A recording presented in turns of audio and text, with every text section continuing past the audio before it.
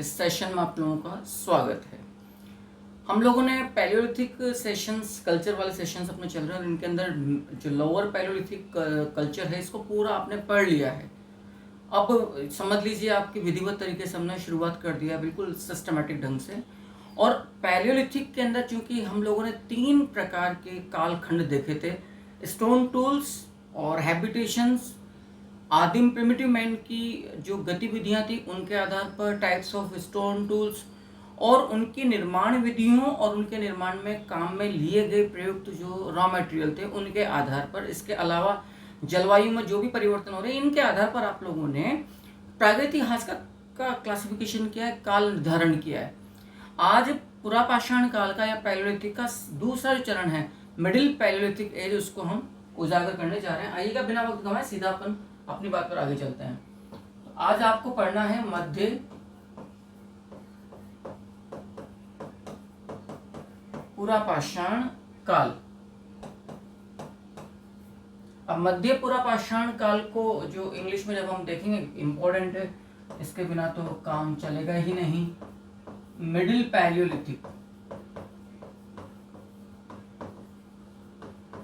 तो ये बात है मिडिल पैलियोलिथिक कल्चर की, यानी कि मध्य पुरापाषाण काल। अब इसकी अवधि कितनी है देखिए, जो लोअर पैलियोलिथिक था इसकी कल्चर थी 1.5 लाख ईसा पूर्व, मतलब 6 लाख ईसा पूर्व से लेकर 1.5 लाख ईसा पूर्व तक की। अब ये 1.5 लाख बीसी से 40,000 ईसा पूर्व तक का मध्य पुरापाषाण काल का दौर है। महाराष्ट्र के अंदर एक स्थान है मूलाबांध एवं रतिकरार। ये रतिकरार तो मध्य प्रदेश से है और मूलाबांध महाराष्ट्र से। यहाँ से जो कार्बन डेटिंग प्रणाली, इससे काल निर्धारण किया गया है मिडिल पैलियोलिथिक कल्चर का। अब मिडिल पैलियोलिथिक कल्चर को कई अन्य नामों से पुकारा गया। इसको स्क्रेपर पॉइंट कल्चर यानी खुरजनी वैदक संस्कृति भी कहा गया है। इसको ब्लेड्स कल्चर भी कहा गया क्योंकि इसमें ब्लेड्स से अर्थात फलक की काफ़ी अधिक संख्या प्राप्त हुई थी। इसको नेवासियन कल्चर भी कहा गया, इसको ब्लेड्स कल्चर भी कहा गया, इसको सीरीज सेकंड कल्चर भी कहा गया। नेवासियन कल्चर कहने की वजह क्या है कि जो पुरातत्वविद हैं कैडी बनर्जी, उन्होंने महाराष्ट्र के नेवासा में इसका प्रोटोटाइप प्राप्त किया था इस मध्य पुरापाषाण का। आइएगा देखते हैं।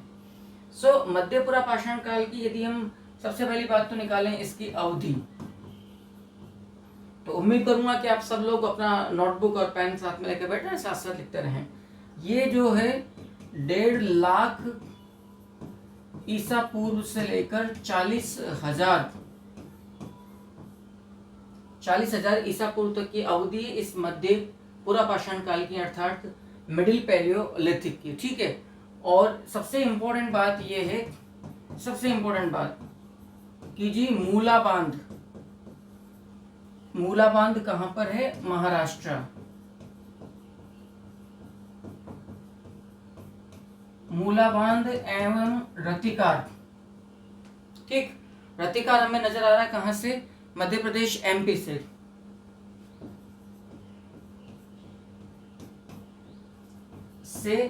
इस काल की यानी कि मिडिल पैलियोलिथिक का मतलब एमपी, आप मिडिल पैलियोलिथिक को अपन एमपी से यहाँ पे लिख सकते हैं। मतलब इसका काल निर्धारण किया गया है। मिडिल पैलियोलिथिक का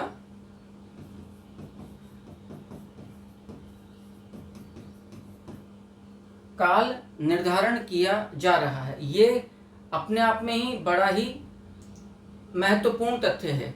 ठीक है जी, एक तो ये हो गया।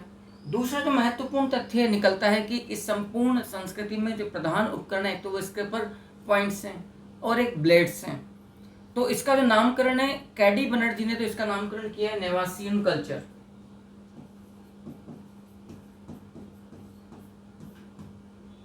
यदि हम मिडिल पैलियोलिथिक को, जो कि पुरापाषाण काल का दूसरा स्तर है, इसका नामकरण करें तो एक नामकरण तो आता है, याद रखना, नेवासियन संस्कृति। अब नेवासियन संस्कृति किसके द्वारा किया गया है? तो ये भी इंपॉर्टेंट है, याद रखिएगा, कैडी बनर्जी के द्वारा इसको बोला गया है नेवासियन संस्कृति। ठीक, महाराष्ट्र से ये स्थल है नेवासा। और सबसे आरंभिक जो मतलब समझ लीजिएगा प्रोटोटाइप जो प्रारूप हैं मिडिल पैलियोलिथिक के, वो हमें यहीं से प्राप्त हो रहे हैं। इसको फलक संस्कृति भी कहा गया है, इसको सीरीज सेकंड भी कहा गया है। वैसे इस संस्कृति का यदि हम अन्य नामों की बात करें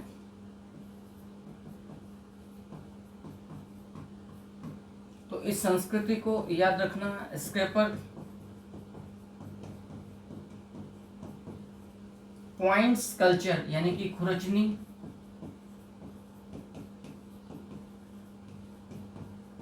वेदक संस्कृति के नाम से ही पुकारा है, ठीक है। इसके अलावा इसको ब्लेड कल्चर के नाम से भी,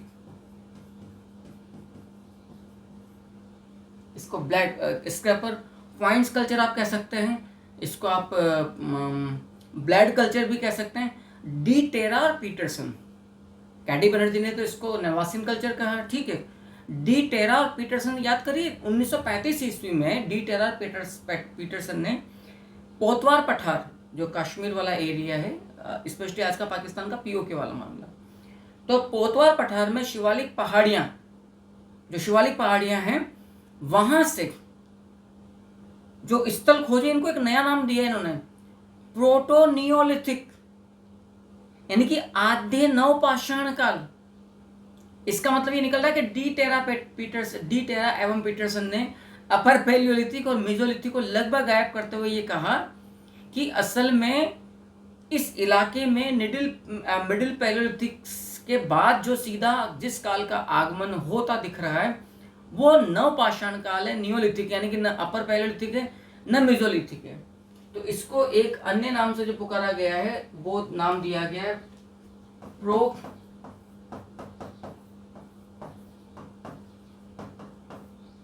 नियोलिथिक। क्लियर है, यानी कि आद्य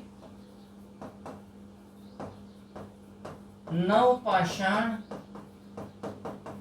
काल किसके द्वारा, डी टेरा एंड पीटरसन के जरिए। मैं एक बार स्क्रीन आउट हो जाता हूं कुछ समय के लिए ताकि आप इत्मीनान से आराम से इन चीजों को लिख लें, देख लें। काफी महत्वपूर्ण, क्योंकि ये फैक्ट्स हैं, तथ्य हैं, और जितना आप धीरे धीरे इनको लिखते चले जाओगे उतना ही आप हमारे फायदे का सौदा भी रहेगा। आगे देखिएगा, इसको एक अन्य नाम से देखो, साउथ अफ्रीका की एक क्या कहना चाहिए, मस्तूरियन एक स्थल का नाम है, मुस्तूरियन, और ये यूरोप का कोई स्थल है जहां से आपको पैलियोलिथिक कल्चर की साइट्स प्राप्त हुई थी यूरोप में। तो कुछ पुरातत्वविदों का ये मानना है कि जो मिडिल पैलियोलिथिक कल्चर के जो कैरेक्टरिस्टिक्स पाई गई, जो विशेषताएं पाई गई हैं भारतीय प्रागैतिहासिक काल में, वो यूरोप में मुस्तूरियन स्थल की प्रागैतिहासिक संस्कृति से अत्यधिक समानता रखे हुए हैं, अत्यधिक, इसीलिए इसको मुस्तूरियन संस्कृति भी पुकारा गया है। यद्यपि मुस्तूरियन संस्कृति इज ए ब्लेड कल्चर, क्योंकि वहां पर फलक बहुत ज्यादा पाए गए। और अभी आपने देखा भी आप लोगों ने कि इसको आपने ब्लेड कल्चर के नाम से पुकारा गया, यानी कि ये मतलब निकल रहा है कि भारतीय जो मिडिल पैलियोलिथिक साइट्स हैं, जो स्थल हैं, यहां से जो ब्लेड्स पाए जा रहे हैं उनकी इक्वालिटी, उनकी समानता साइज में, शेप में, वो यूरोप की मुस्तूरियन संस्कृति से मिलती है। इसीलिए इसको एक और नाम से पुकारा गया है, लिख लेते हैं यहां पर,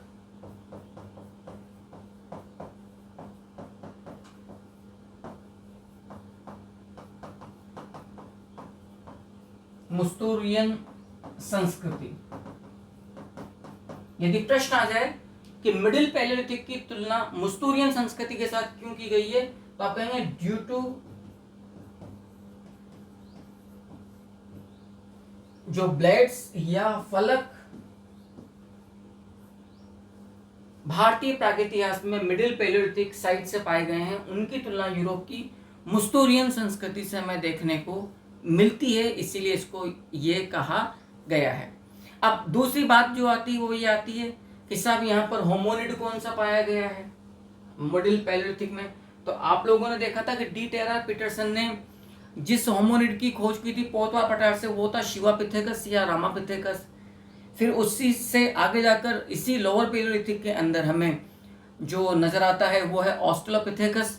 ऑस्ट्रेलोपिथेकस के बारे में आपने क्या पढ़ा था कि ये घास के मैदान में प्रथम अनुकूलित हमें मानव सम नजर आता है और इसे आधुनिक मानव प्रजाति होमो सेपियंस सेपियंस का आदि पूर्वज मानव भी कहा गया है।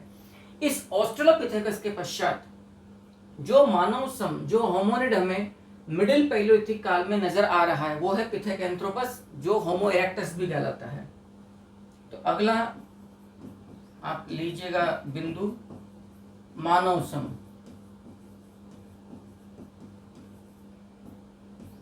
मानव सम का मतलब होमोनिड कौन है यहां पर याद रखना,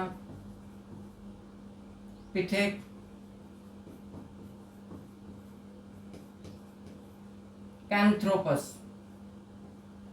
इसी पिथेकैंथ्रोपस को आप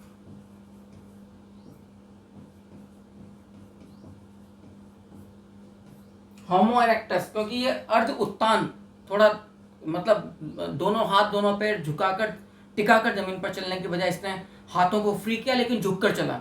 ये चला पैरों के दम पर लेकिन हाथों के द्वारा इसने चीज़ों को फाड़ने, चीरने, उठाने, टहनियों को पकड़ने काम में लिया। जब इसने बोल्डर कॉन्ग्लोमरेट देखे होंगे वहाँ पर इसने बटिकाश्म को बहुत ज़्यादा मतलब पेबल को हद से ज़्यादा काम में लिया। तो एक प्रकार का जब हाथ फ्री हो गए तो मानव मस्तिष्क में जो योजनाएं चल रही विवेक से उनको साकार करने के लिए मनुष्य के पास हाथों की ताकत आ गई। यानी कि अब होमो इरेक्टस या पिथेकैंथ्रोपस के काल से भुजाओं की ताकत और मानव मस्तिष्क के विवेक के संयोजन से एक अभूतपूर्व क्रांति भारतीय प्राग इतिहास में देखने को मिलती है, जिसे गॉर्डन चाइल्ड ने लिथिक रिवोल्यूशन या स्टोन रिवोल्यूशन के नाम से भी पुकारा है। पिथेकैंथ्रोपस के बारे में पढ़ चुके हैं कि ये हैंड एक्स का आविष्कर्ता भी है। इसने अग्नि का सबसे ज़्यादा क्लीवर का सबसे ज़्यादा प्रयोग किया, विदारणी का। इसको अग्नि का आविष्कर्ता भी कहा गया है। और ये सेमी इरेक्टस यानी कि सेमी इरेक्ट अर्ध उत्तान स्थिति में चल रहा है। तो जो होमो इरेक्टस या पिथेकैंथ्रोपस के बारे में जो हमें ज़्यादा जानकारी मिलती है वो क्या मिलती है, इसको आपने अग्नि का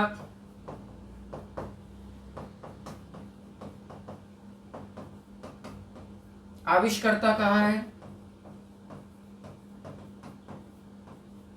हैंड एक्स हस्त कुठार एवं विदारणी का बहुतायत प्रयोग करने वाला आपने इसको मानव सम कहा है। ये सेमी इरेक्ट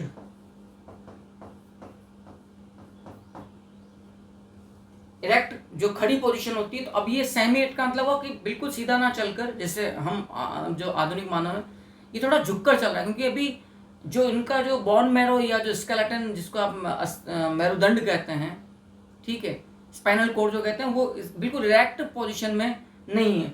और इसी मानव सम ने इसको आपने पिथेकैंथ्रोपस या होमो इरेक्टस बोला है। ये बहुत ज़्यादा ये क्लीवर का भी प्रयोग कर रहा है। थोड़ा मैं स्क्रीन आउट हो जाता हूँ, यहाँ तक के मैटर का आप लोग आराम से देखकर उतारते रहिए, फिर हम इसकी अगली विशेषताओं की आपसे बात करेंगे। विदारणी का इसने बहुत ज़्यादा प्रस्तर उपकरण के रूप में प्रयोग किया है।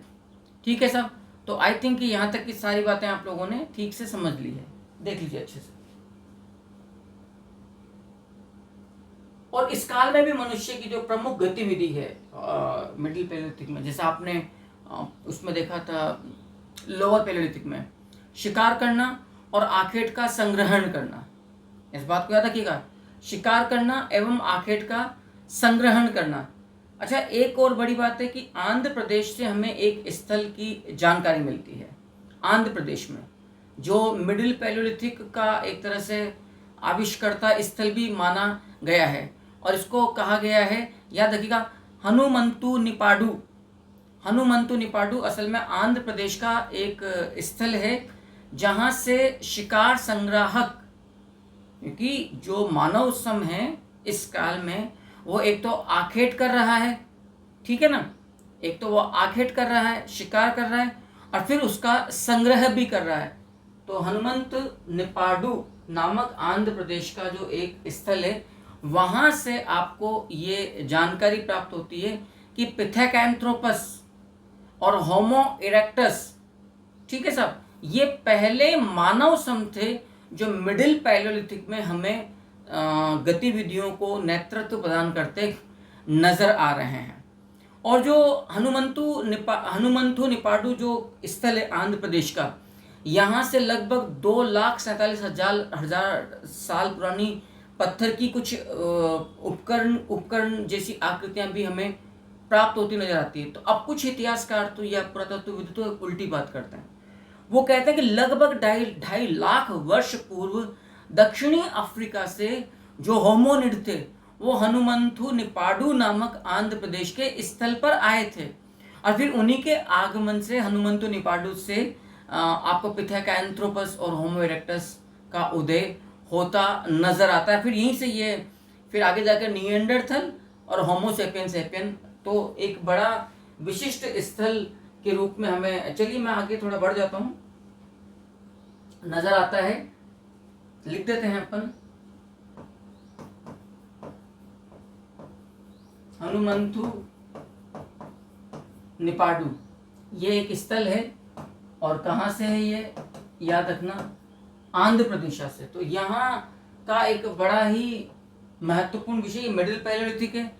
यहाँ पर जो पत्थर उपकरण है काफी पुराने बताए गए हैं और इनकी बहुत बड़ी समानता साउथ अफ्रीकन जो प्रागैतिहास था उससे मिलता है। तो उस वजह से यहाँ पर यह अनुमान लगाया गया कि दक्षिणी अफ्रीका से पलायन हुआ था, माइग्रेशन हुआ था, आवर्जन हुआ था कुछ प्रागैतिहासिक संस्कृति के मानव सम का, वो हनुमंथु निपाडु नामक आंध्र प्रदेश के भारतीय प्रागैतिहासिक स्थल में आता है। फिर यहीं से मिडिल पैलियोलिथिक विस्तरित होता है।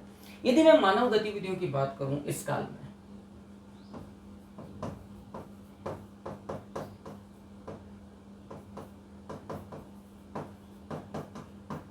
जिसका आपने मिडिल पैलियोलिथिक कहा है, तो क्या क्या होगा, एक तो शिकार करना और एक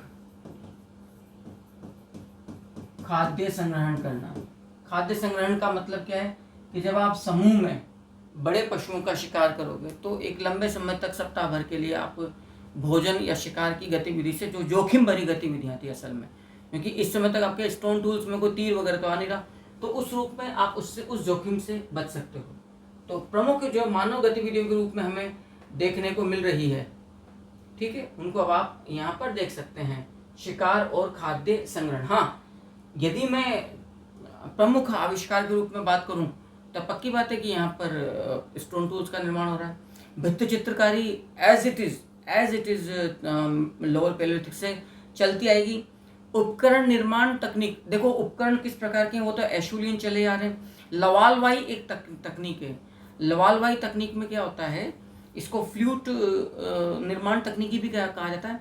एक लंबे से क्रोड पत्थर से फलक ब्लेड्स उतारी जाती हैं, इसीलिए तो आपने मिडिल पैलियोलिथिक को ब्लेड कल्चर का है, क्योंकि यहाँ ब्लेड्स या फलक नामक प्रधान मतलब प्रस्तर उपकरणों की प्रधानता है।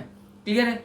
लेकिन यहाँ का जो सबसे बड़ा जो स्टोन टूल है वो है स्क्रैपर। अब जैसे आपने लोअर पैलियोलिथिक में देखा था चॉपर चॉपिंग सोहन संस्कृति में, और हैंड एक्स साउथ इंडियन मद्रासियन संस्कृति के अंदर देखा था, लेकिन मिडिल पैलियोलिथिक में प्रधान जो उपकरण है वो स्क्रैपर है। यहाँ अब आपने लोअर पैलियोलिथिक में कच्चा माल क्या देखा था, चैल्सीडनी, इसके अलावा आपने क्वार्ट्जाइट देखा था, लेकिन यहाँ जेस्पर, चैट और फ्लिंट कच्चे माल के रूप में काम में आ रहे हैं। और जिन उपकरणों का निर्माण हो रहा है वो फ्लैक्स हैं, ब्लेड्स हैं, बोर हैं, ब्यूरिन हैं, पॉइंट्स हैं, स्क्रैपर हैं।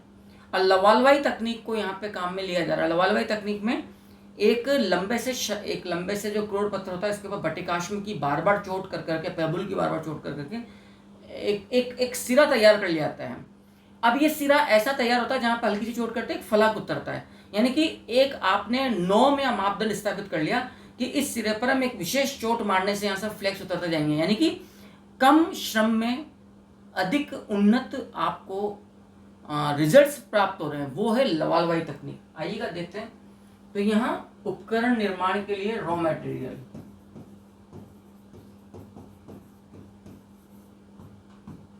स्टोन टूल्स या प्रस्तर उपकरण के निर्माण के लिए जो कच्ची निर्माण सामग्री काम में आ रही वो है जेस्पर, चर्ट एवं जेस्पर हो गया, चर्ट हो गया और फ्लिंट हो गया। ठीक, यहां पर जो स्टोन टूल्स हम याद रखना, हम विस्तार से बात कर रहे हैं किसकी, मिडिल पैलेयोलिथिक की। तो जो स्टोन टूल्स यहाँ प्राप्त हो रहे हैं इनमें आपके हो गए स्क्रैपर्स, बोर, ब्यूरिन,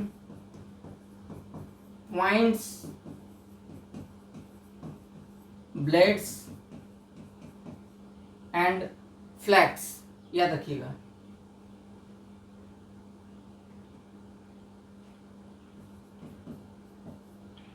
फ्लैग, तो अब स्क्रैपर को आप खुरुचनी कहते हैं, फ्लैग को आप शल कहते हैं, पॉइंट्स को आप वेदनी कहते हैं, बोर को आप वेदक कहते हैं, ब्यूरिन को आप तक्षिणी कहते हैं। तो ये कई प्रकार के प्रधान उपकरण, मतलब यहाँ पर उपकरण प्राप्त हो रहे हैं। बट यदि मैं बात करूं मेन स्टोन टूल मिडिल पैलेयोलिथिक का मुख्य प्रस्तर उपकरण के रूप में यदि कोई है तो वो है, याद रखना, स्क्रैपर, यानी कि स्क्रैपर जिसको आप खुरुचनी के नाम से भी पुकारते हैं। ये मिडिल पैलेयोलिथिक का प्रधान प्रस्तर उपकरण है। और जो टेक्निक है,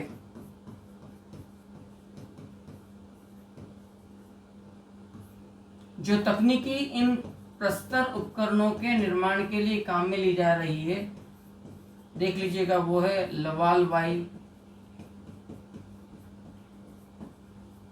तकनीक, याद रखिएगा, वो है असल में लवालवाई तकनीक। क्लियर है? होमोनिड आपने देख लिया, पिथेकैंथ्रोपस या होमो इरेक्टस यहाँ पर आपको नजर आ रहा है। और जिसकी जानकारी हमें कौन से स्थल से प्राप्त होती है, याद रखिएगा आपने, हनुमंतु निपाडु, जो आंध्र प्रदेश से आपको प्राप्त हो रहा है। आई थिंक यहाँ तक की बात आप लोगों ने आराम से, इसको कुछ सेकंड्स के लिए मैं हटता हूँ, यहाँ तक की सारी बात को आप विस्तार से देख लीजिए, फिर हम अपनी बात को और आगे बढ़ाते हैं।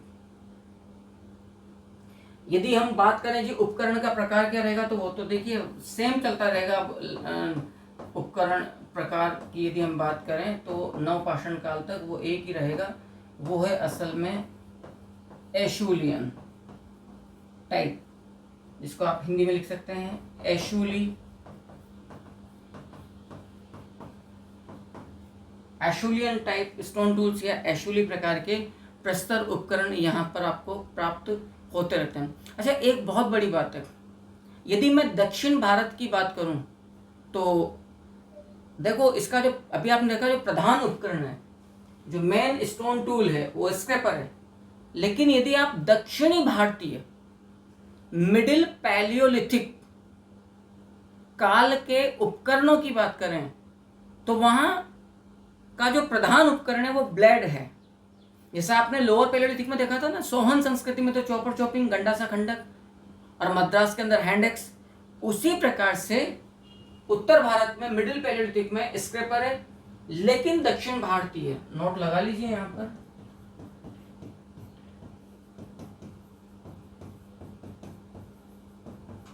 काफी महत्वपूर्ण तथ्य है, दक्षिणी भारतीय जो मिडिल पैलियोलिथिक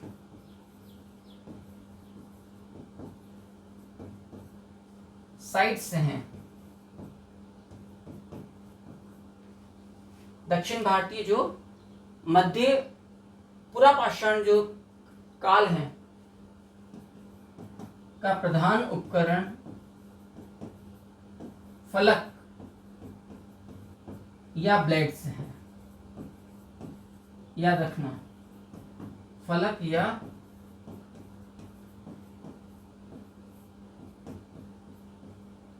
ब्लेड्स हैं। आई थिंक यहां तक की बात आप लोगों ने ठीक से समझ में आ गई है। अब हमें देखना है प्रमुख आर्ट यहाँ की क्या है, तो वो चित्रकारी है। स्टोन टूल से निर्माण हो ही रहा है, तमाम चीज़ें आ गई है। यदि हम प्रमुख स्थलों की बात करें, प्रमुख स्थलों की चर्चा करें, ज़्यादा लंबा चौड़ा मामला नहीं है मिडिल पैलियोलिथिक का, दो चार प्रमुख स्थल, जिनमें से एक तो आप देख ही चुके हैं, नेवासा। चिरकी भी एक प्रमुख स्थल है, इसीलिए इसको चिरकी नेवासियन कल्चर भी कहा जाता है। और राजस्थान में लूणी नदी घाटी, ठीक है। तो ये है। इसके बाद फिर जो होगा वो अपर पैलियोलिथिक वाला मामला हमें देखने को मिलता है। तो यदि यहाँ का जो प्रमुख आर्ट है और जो एक प्रमुख आविष्कार की बात करें, डिस्कवरी, तो आर्ट तो आपका हो गया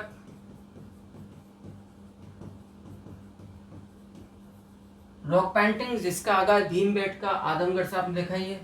और डिस्कवरी में आप देख ही रहे हैं stone tools, various stone tools है। लेकिन खुरचनी तो उत्तर भारतीय मिडिल पैलियोलिथिक में, दक्षिण भारत की बात की जाए तो फिर ब्लेड्स या जिनको अपन कहते हैं फलक, वो प्रधान उपकरण के रूप में हमें देखने को मिल रही हैं। प्रमुख आविष्कार स्टोन टूल्स का निर्माण करना है।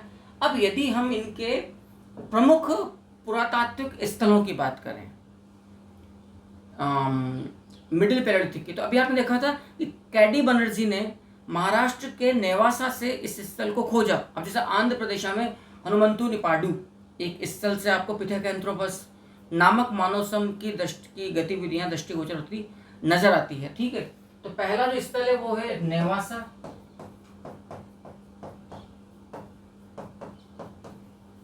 महाराष्ट्र, चिरकी जो नेवासा महाराष्ट्रीय, लूणी नदी घाटी राजस्थान, याद रखिएगा लूणी नदी घाटी आपको राजस्थान से।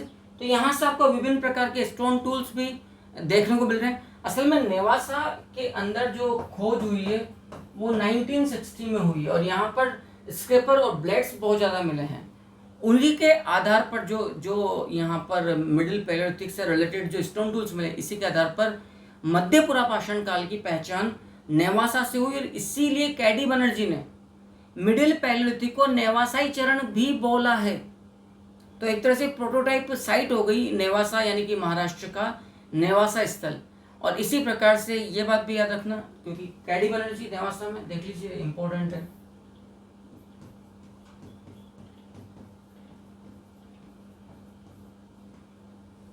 कैडी बनर्जी ने इसको नेवासा स्थल बोला है।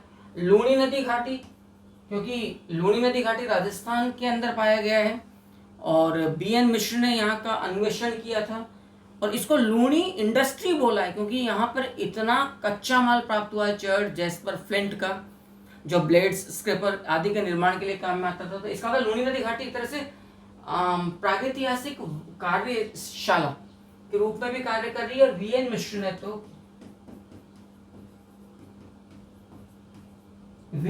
ने तो इसको लूणी उद्योग, इसीलिए लूणी उद्योग या लूणी इंडस्ट्री के नाम से भी इसका जिक्र किया है, इसका उल्लेख किया है। तो ये छोटा सा परिचय और जानकारी थी मिडिल पैलियोलिथिक की। मैंने प्रयास किया है कि एक एक चीज आपके सामने रख दी जाए। और कैडी बनर्जी ने इसीलिए मिडिल पैलियोलिथिक को नेवासाई संस्कृति या चरण भी बोला है, नेवासाई कल्चर भी कैडी बनर्जी के द्वारा, और लूणी इंडस्ट्री नाम दिया गया है वीएन मिश्र के द्वारा। जो नेक्स्ट सेशन होगा, ये छोटा सा सेशन था मिडिल पैलियोलिथिक का, लेकिन अब प्रश्न तो कहीं से भी आ सकता है। तो बात छोटे बड़े की नहीं होती, बात होती है उसका सिग्निफिकेंस कितना, उसका महत्व कितना है। इसके बाद जो नेक्स्ट सेशन होगा उसके अंदर हम लेंगे अपर पैलियोलिथिक। कमेंट करिएगा कि यह प्रयास आपके जो मंजिल तक पहुंचने की जो सफलता भरे कदम हैं उसमें कितने मददगार सिद्ध हो रहे हैं। तो नेक्स्ट सेशन तक के लिए